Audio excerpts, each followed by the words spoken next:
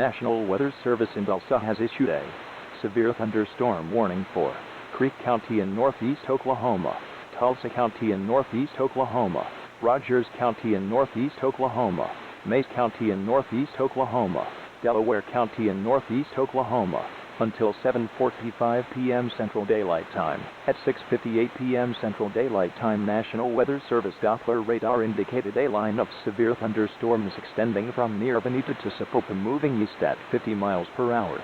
Hazard 18 miles per hour wind gusts and quarter-size hail. Source radar indicated. Impact: expect considerable tree damage. Damage to roofs, siding, and outbuildings is likely. Power outages are expected.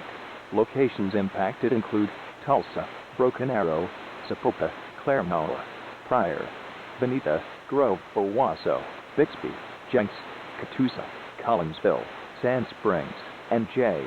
Precautionary/preparedness actions. For your protection, move to an interior room on the lowest floor of a building.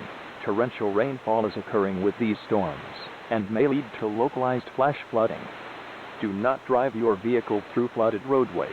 A tornado watch remains in effect until 11 p.m. Central Daylight Time for North